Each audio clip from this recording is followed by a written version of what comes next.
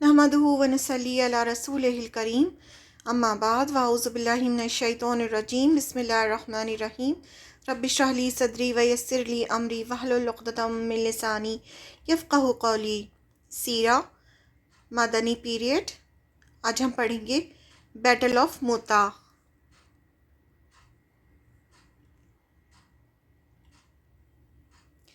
बिस्मिल्लाहिर रहमानिर रहीम।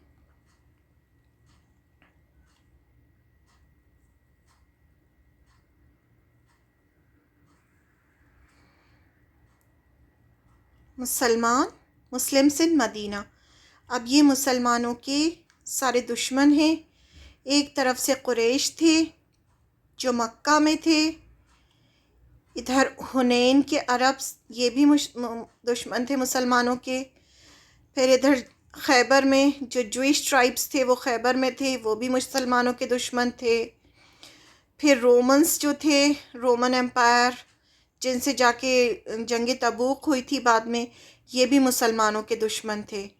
और मुनाफिकीन जो मदीना के अंदर ही थे, जो अंदर ही अंदर मुसलमानों को नुकसान पहुंचा रहे थे, ये भी मुसलमानों के दुश्मन थे।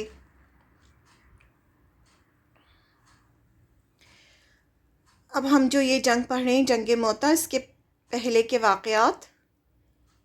6 हिजरी में मुसलमानों और मुशरिकीन मक्का के बीच एक ट्रीटी साइन हुई कि अब से 10 साल तक दोनों ग्रुप्स के बीच कोई जंग नहीं होगी। मक्का के पास हुदैबिया एक जगह है, वहाँ पर ट्रीटी ऑफ हुदैबिया साइन हुई थी मुसलमानों और मुशरिकीन मक्का के बीच कि अब 10 साल तक हम दोनों आपस में जंग नहीं करेंगे। इससे मुसलमानों को दीन को फैलाने का मौका मिला। आप सल्लल्लाहु अलैहि वसल्लम ने चारों तरफ ख़त देकर सफ़ीर रवाना किए जिनमें इस्लाम की दावत दी गई थी।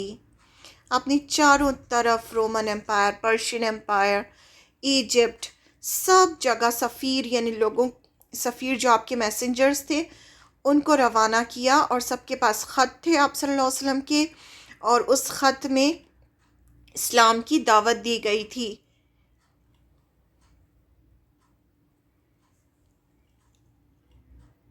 जंग की वजह, अरब में बहुत से कबीले थे जो रोमन एम्पायर की बाउंड्रीज़ पर थे, ईसाई थे और रोमन्स के अंडर में थे।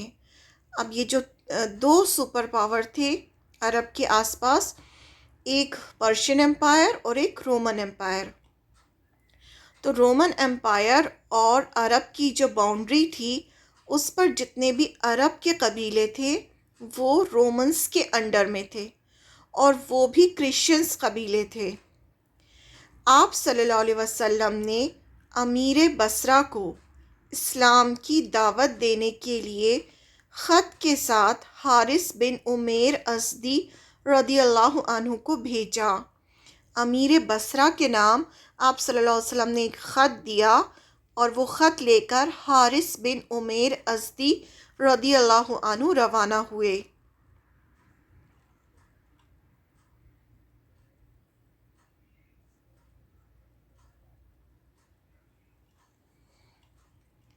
हज़रत हारिस साउथ जॉर्डन में एक मकाम मूता पहुँचे तो शराबील बिन अम्र गस्सानी जो रोमन एम्पायर की तरफ से बल्का का गवर्नर था उन पर हमला किया और उन्हें मार डाला। शराबील बिन अम्र गस्सानी जो गवर्नर था बल्का का, उसने हारिस बिन उमैर अज़दी रदियल्लाहु अन्हु को मार डाला। ये सख्त जालिमाना काम था कि नबी सल्लल्लाहु अलैहि वसल्लम के सफ़ीर जो ख़त के साथ थे उन्हें मार डाला जाए। यानी किसी सफ़ीर को मारने का मतलब होता था कि ऐलान जंग होता था। नबी सल्लल्लाहु अलैहि वसल्लम ने इस पर सख्त गुस्से और गम का इजहार किया और यही जंग मोता की वजह बनी। क्या वजह बनी जंग मोता की? आप सल्लल्लाहु अलैहि वसल्लम के सफ़ीर हारिस बिन उमैर अज़दी रदियल्लाहु अन्हु का कत्ल।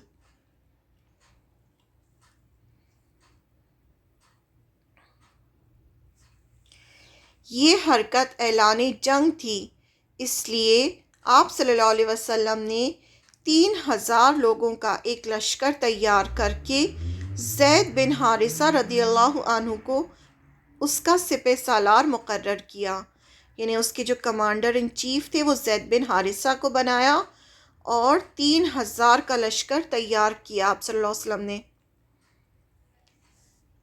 آپ صلی اللہ علیہ وسلم کی نصیحت جنگ کے لیے، اور فرمایا اگر زید قتل کر دیے جائیں تو جعفر، اور جعفر قتل کر دیے جائیں تو عبداللہ بن رواحہ امیر یعنی سپہ سالار ہوں گے۔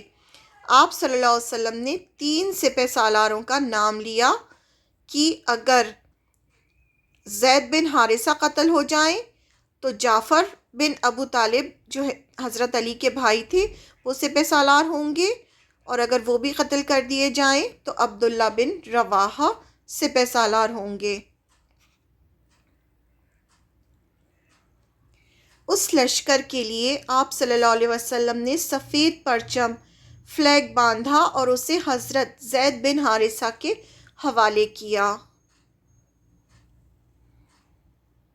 اور وصیت فرمائی کہ جہاں حارث بن عمیر ازدی رضی اللہ عنہ کو قتل کیا گیا ہے وہاں پہنچ کر سب سے پہلے اس جگہ کے لوگوں کو اسلام کی دعوت دینا، اگر وہ انکار کریں تو لڑائی کرنا۔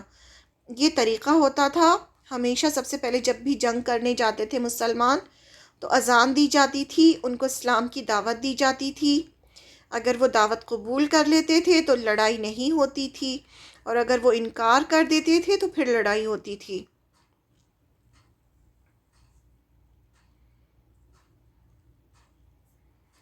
یہ رولز آف جہاد ہیں اسلام میں جو آپ صلی اللہ علیہ وسلم نے بتائے۔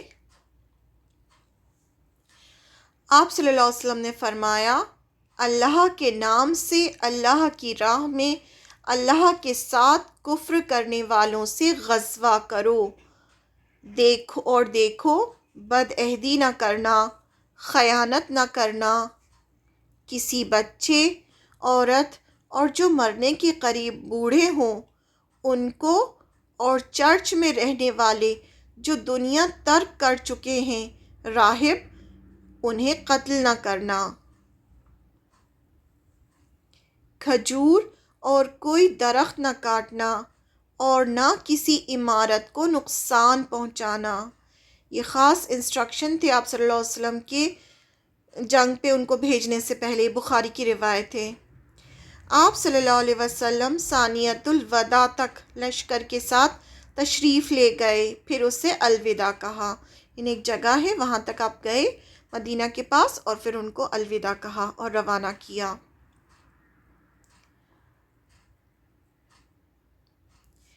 یہ جنگ کب ہوئی؟ یہ جنگ جمادی الاولیٰ 8 ہجری میں ہوئی۔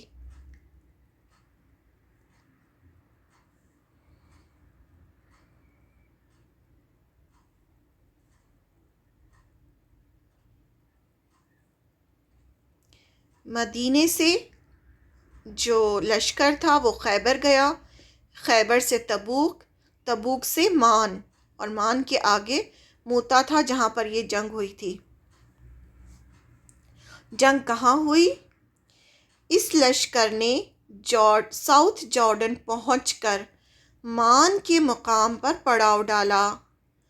وہاں انہیں معلوم ہوا، ان کے جاسوس ہوتے تھے تو جاسوسوں کو بھیجا تو انہوں نے آ کے بتایا کہ ہیراکل کون تھا؟ ہیراکلس، وہ رومن امپائر کا بادشاہ تھا، وہ 1,00,000 لشکر لے کر ماب میں خیمے لگا کر موجود ہے، اور اس کے ساتھ 1,00,000 نصرانی عرب بھی شامل ہو گئے ہیں، یعنی جو عرب کے جو نصرانی قبیلے تھے، جو عیسائی کرسچن قبیلے تھے، وہ بھی سب اس کے ساتھ مل گئے ہیں۔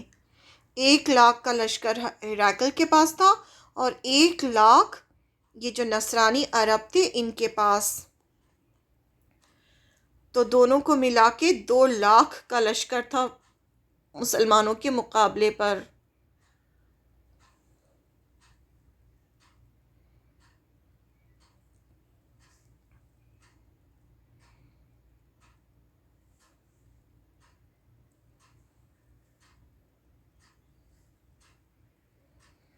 مسلمان 3,000 تھے اور رومنس 2,00,000 تھے۔ مسلمانوں کا مشورہ۔ اس خبر پر کہ ہیراکلیس 1,00,000 لشکر لے کر ماب میں خیمے لگا کر موجود ہے اور اس کے ساتھ 1,00,000 نصرانی عرب بھی شامل ہو گئے ہیں، مسلمانوں نے 2 رات مشورہ کیا۔ مطلب ان کو سمجھ میں نہیں آیا، وہ بہت سرپرائز تھے کہ اتنے تو وہ مینٹلی تیار نہیں تھے اتنی بڑی فوج سے سامنا کرنے کے لیے۔ تو انہوں نے 2 رات مشورہ کیا کہ رسول اللہ صلی اللہ علیہ وسلم کو لکھ کر آپ صلی اللہ علیہ وسلم سے اور فوج منگوائیں یا جنگ میں کود پڑیں۔ وہ ڈیسائیڈ نہیں کر پا رہے تھے کہ کیا کریں۔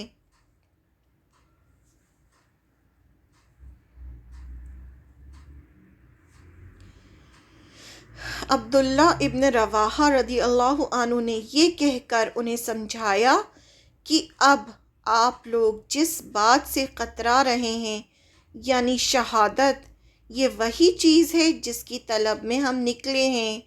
یعنی آپ کیوں گھبرا رہے ہیں، ہم تو شہادت کے لیے ہی نکلے ہیں۔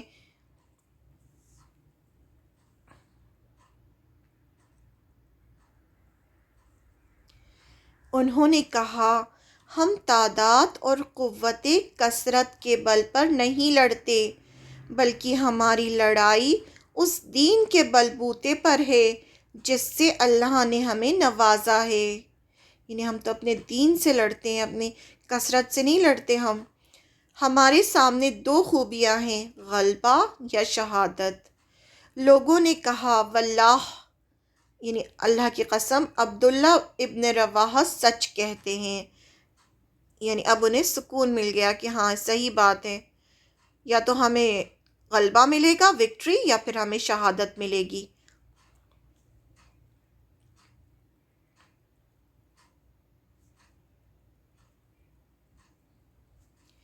تو انہوں نے آگے بڑھ کر موتا میں پڑاؤ ڈال دیا، پھر وہاں لشکر کو ترتیب دیا اور لڑائی کے لیے تیار ہو گئے۔ یعنی اب جو تھے مسلمان پوری طرح سے تیار ہو گئے، لڑائی شروع ہوئی۔ اب کیا تھا، ایک خوفناک اور سنگین معرکہ شروع ہو گیا جو تاریخ انسانی کا عجیب ترین معرکہ تھا۔ 3,000 جانباز رومن امپائر کے 2,00,000 کے لشکر کا مقابلہ کر رہے تھے۔ یعنی ایک طرف 3,000 مسلمان تھے اور دوسری طرف 2,00,000 رومی لشکر تھا۔ ہتھیاروں سے لیس بھاری بھرکم رومنز کا لشکر دن بھر حملہ کرتا اور اپنے بہت سے بہادر گنوا بیٹھتا تھا۔ یعنی یہ وہ جنگ تھی جس میں رومنز کو اچھی طرح پتہ چل گیا کہ مسلمان کتنے بہادر ہیں، لیکن پھر بھی مسلمانوں کو ہرانے میں کامیاب نہ ہو سکے۔ اتنا بھاری بھرکم ان کا لشکر تھا، ان کے پاس اتنے ہتھیار تھے، اس کے باوجود وہ مسلمانوں سے لڑتے رہے اور ان کے ہی لوگ مرتے رہے اور مسلمانوں کو ہرانے میں وہ کامیاب نہ ہو سکے۔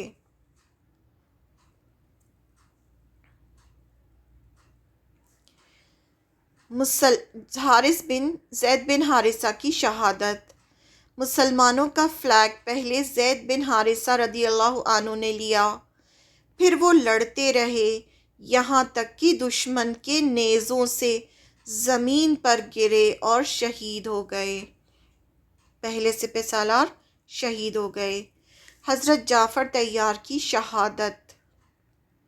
یہ طیار جو تھا، ان کو لقب ملا تھا حضرت جعفر کو، آپ صلی اللہ علیہ وسلم نے دیا تھا ان کو اسی جنگ کے بعد۔ اور حضرت جعفر جو تھے وہ حضرت علی کے بھائی تھے۔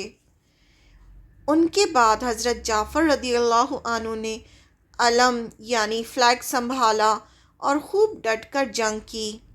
جب لڑائی کی شدت شباب کو پہنچی تو اپنے سرخ سیاہ گھوڑے کی پیٹھ سے کود پڑے، کونچیں کاٹ دی اور وار پر وار کیے، انہیں بہت بہادری سے لڑے۔ یہاں تک کہ ان کا دایاں ہاتھ کاٹ دیا گیا۔ انہوں نے جھنڈا بائیں ہاتھ میں لے لیا اور بلند رکھا، یہاں تک کہ ان کا بایاں ہاتھ بھی کاٹ دیا گیا۔ پھر کٹی باہوں کی مدد سے جھنڈا آغوش میں لیا، وہ فضا میں لہراتا رہا، یہاں تک کہ وہ نیزے اور تیر کے 90 سے زیادہ زخم کھا کر شہادت سے سرفراز ہو گئے۔ یہ سارے زخم ان کے اگلے حصے میں آئے تھے۔ یہ جو ان کے جو 2 ہاتھ کٹے تھے، اس کے بدلے میں اللہ تعالیٰ نے ان کو جنت میں 2 پر دیے، اس لیے ان کا لقب طیار پڑ گیا تھا۔ اور آپ صلی اللہ علیہ وسلم نے بتایا تھا کہ اللہ تعالیٰ نے ان کو 2 پر دیے ہیں، اور پھر یہ جعفر طیار کے نام سے مشہور ہوئے تھے۔ حضرت عبداللہ بن رواحہ کی شہادت۔ اس کے بعد یعنی حضرت جعفر کے بعد حضرت عبداللہ بن رواحہ کی باری تھی۔ انہوں نے جھنڈا لیا، آگے بڑھے، پھر اپنے مامہ نامی گھوڑے سے اتر کر لڑتے لڑتے شہید ہو گئے۔ اب عبداللہ بن رواحہ جنہوں نے سب کو سمجھایا تھا کہ ہم شہادت کے لیے ہی تو آئے ہیں، وہ بھی شہید ہو گئے۔ اب آپ صلی اللہ علیہ وسلم نے تو صرف 3 ہی سپہ سالار کے بارے میں بتایا تھا کہ 3 سپہ سالار ہوں گے۔ اب حضرت زید بن ارقم رضی اللہ عنہ نے جھنڈا اٹھا لیا۔ جھنڈا اٹھانا بہت ضروری ہوتا تھا، اگر جھنڈا کسی کے ہاتھ میں نہیں ہوتا تھا تو اس کا مطلب ہوتا تھا کہ وہ ہار گئے۔ ان کی شہادت پر یعنی عبداللہ بن رواحہ کی شہادت پر جھنڈا حضرت ثابت بن ارقم رضی اللہ عنہ نے تھام لیا تاکہ گرنے نہ پائے، اور مسلمانوں سے کہا آپ لوگ کسی آدمی پر اتفاق کر لیں، یعنی اپنا نیا سپہ سالار چن لیں، جلدی سے مطلب چن لیں کسی کو۔ خالد بن ولید رضی اللہ عنہ، اللہ کی تلوار۔ لوگوں نے حضرت خالد بن ولید رضی اللہ عنہ پر اتفاق کر لیا، اور اس طرح جھنڈا اللہ کی تلواروں میں سے ایک تلوار کی طرف منتقل ہو گیا۔ یعنی اب جھنڈا کس نے اٹھایا؟ خالد بن ولید نے۔ خالد بن ولید اسی جنگ سے تھوڑے وقت پہلے ہی مسلمان ہو کر مکہ سے مدینہ آئے تھے۔ اور یہ خالد بن ولید کون تھے؟ خالد بن ولید جب جنگ احد ہوئی تھی تو یہ مشرکین مکہ کی طرف سے آئے تھے، اور انہی کے وجہ سے مسلمان جو تھے وہ احد کی جنگ ہارے تھے۔ تو یہ اتنے بہادر، اور ان کی جو اسٹریٹجیز ہوتی تھیں جنگ کی وہ بہت ڈیفرنٹ ہوتی تھیں۔ حضرت خالد رضی اللہ عنہ نے آگے بڑھ کر اتنی پرزور جنگ کی کہ ان کے ہاتھوں میں 9 تلواریں ٹوٹ گئیں۔ ادھر رسول اللہ صلی اللہ علیہ وسلم نے صحابہ کو مدینے میں اسی دن 3 سپہ سالاروں کی شہادت کی خبر دی، اور بتلایا کہ اب کمان خالد بن ولید کے ہاتھ میں آ گئی ہے، اور انہیں اللہ کی تلواروں میں سے ایک تلوار قرار دیا، یعنی انہی کو لقب دیا کہ یہ اللہ کی تلوار ہے، اور آپ صلی اللہ علیہ وسلم کو وحی کے ذریعے بتایا گیا۔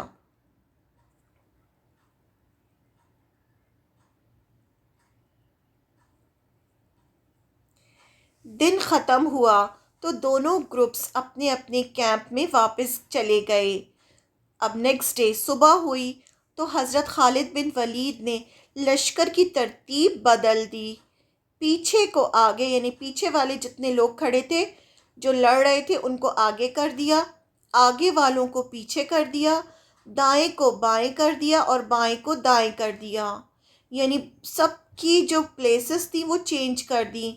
دشمن سمجھا کہ مسلمانوں کا اور لشکر آ گیا ہے، اور اس پر رعب چھا گیا، یعنی دشمن جو تھے وہ ڈر گئے مسلمانوں سے کہ یہ جو ہے اور لوگ آ گئے ہیں۔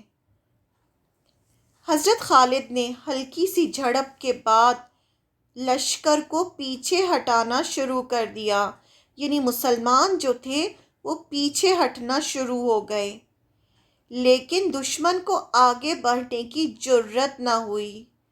دشمنوں کو بھی چاہیے تھا کہ وہ بھی ان کے ساتھ پیچھے آتے، مطلب ان کا پیچھا کرتے، لیکن انہوں نے ایسا نہیں کیا۔ انہیں خطرہ تھا کہ یہ کوئی چال نہ ہو۔ دشمنوں کو لگا کہ یہ پیچھے کیوں ہو رہے ہیں، اس میں ضرور ان کی کوئی چال ہے۔ وہ سمجھے کہ مسلمان کوئی چال چل کر رومنس کو صحرا میں گھسیٹ لے جانا چاہتے ہیں۔ ان لوگوں کو ایسا لگا رومنس کو کہ یہ ہم کو صحرا میں لے کے جا رہے ہیں، خود پیچھے ہوتے جا رہے ہوں تاکہ ہم ان کا پیچھا کرتے کرتے ہم بھی آئیں، اور یہ ہمیں صحرا میں لے جانا چاہتے ہیں جہاں سے بچ نکلنا آسان نہیں۔ یعنی ہم اگر ڈیزرٹ میں پھنس جائیں گے تو وہاں سے تو ہمارا نکلنا مشکل ہوگا۔ تو جیسے جیسے خالد بن ولید اپنے لشکر کے ساتھ پیچھے ہوئے، وہ بھی پیچھے ہٹنا شروع ہو گئے، یعنی پھر وہ مقابلے کے لیے آگے نہیں بڑھے۔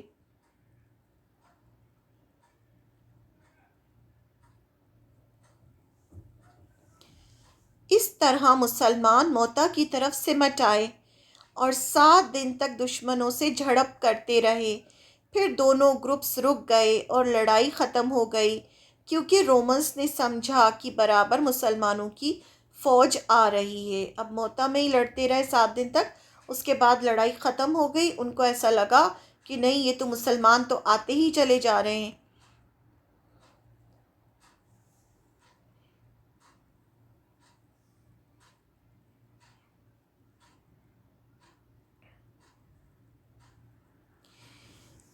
جنگ کا نتیجہ: اس غزوے میں 12 مسلمان شہید ہوئے۔ دشمن خاصی تعداد میں مارے گئے، مگر ان کی تعداد معلوم نہ ہو سکی۔ لیکن یہ جو جنگ تھی، اس سے رومنس پہ اتنا زیادہ مسلمانوں کا رعب چھا گیا تھا، مطلب وہ سمجھ گئے تھے کہ یہ جو ہیں کتنے بہادر ہیں۔ معرکہ موتا کا اثر رومی قوت کے حق میں اچھا نہ تھا۔ صرف 3,000 مسلمانوں نے 2 لاکھ رومی فوجیوں کی طاقت کو دبانے میں جو کامیابی حاصل کی تھی، اس کا شام کے پڑوسی عرب قبائل پر بڑا زبردست اثر ہوا۔ اب جو قبائل رومنس کے انڈر میں تھے، انہیں آزاد ہونے کی امید ملی۔ چاروں طرف پورے عرب میں یہ مشہور ہو گیا کہ یہ مسلمان جو ہیں یہ بہت بہادر ہیں۔ یہ 3,000 کے جا کے 2 لاکھ سے ٹکرا گئے۔ تو جو بہت سارے عرب کے قبیلے تھے، جو کرسچنز تھے، جو رومنس کے انڈر میں تھے، وہ چاہنے لگے کہ اب ہم رومن سے آزاد ہو جائیں، کیونکہ برابر لوگ مسلمان ہو رہے تھے۔ ہر قبیلے میں سے کچھ نہ کوئی مسلمان ہوتا تھا، اور یہ جو رومن امپائر تھا، اس کا جو بادشاہ تھا، جو بادشاہ کا دین ہوتا تھا وہ سب کا دین ہوتا تھا۔ یہ ہم نے سورہ کہف میں بھی پڑھا تھا کہ وہ اگر کوئی اور دوسرا دین لے آتا تھا تو اسے بادشاہ مروا دیتا تھا۔ تو اسی طرح یہ جو رومن جو آرمی تھی، اس میں سے بھی کچھ لوگ مسلمان ہونا شروع ہو گئے تھے۔ کچھ عرب قبیلے جو تھے، جو پہلے کرسچنز تھے، ان میں سے بھی کچھ لوگ مسلمان ہونا شروع ہو گئے تھے۔ تو اس کا یہ کیا کرتے تھے کہ جو بھی مسلمان ہوتا تھا اسے ختم کروا دیتے تھے۔ تو اب یہ جو دوسرے قبیلے تھے، ان کو تھوڑی طاقت ملی کہ ہم اب رومن سے آزاد ہو سکتے ہیں، کیونکہ یہ جو رومن امپائر کے جو لوگ تھے یہ بہت ظلم کرتے تھے لوگوں پر۔ یہ صرف یہ تھا کہ بہت زیادہ ٹیکس لینا، اور جو بادشاہ ہوتا تھا بس وہ اور جو منسٹری کے جو لوگ ہوتے تھے، بس وہ ان کے پاس پیسہ زیادہ ہوتا تھا، اور جو پبلک ہوتی تھی اس کا انہیں اتنا خیال نہیں ہوتا تھا۔ وہ لوگ غریب سے غریب ہوتے جاتے تھے اور یہ امیر سے امیر ہوتے جاتے تھے۔ تو جو ان کے انڈر میں جو قبیلے تھے، ان کو ایک امید ملی کہ اب یہ جو مسلمان ہیں یہ ہم کو اس سے آزاد کروا سکتے ہیں۔ تو مسلمانوں کا پورے عرب میں جو بہت زیادہ رعب پڑ گیا تھا اس جنگ سے، اور جو رومنز تھے ان پر بھی مسلمانوں کا رعب پڑا تھا۔ جزاک اللہ خیر۔ اسی کا نتیجہ تھا کہ جب جنگ تبوک میں آپ صلی اللہ علیہ وسلم 3,000 کا لشکر لے کے گئے رومن سے لڑنے کے لیے، تو وہ لڑنے ہی نہیں آئے۔ اتنا زیادہ ان پر رعب پڑ چکا تھا مسلمانوں کا، اور وہ جنگ موتا کی وجہ سے ہی ہوا تھا۔ سبحانک اللہم و بحمدک، اشہد ان لا الہ الا انت، استغفرک و اتوب الیک۔ السلام علیکم ورحمۃ اللہ وبرکاتہ۔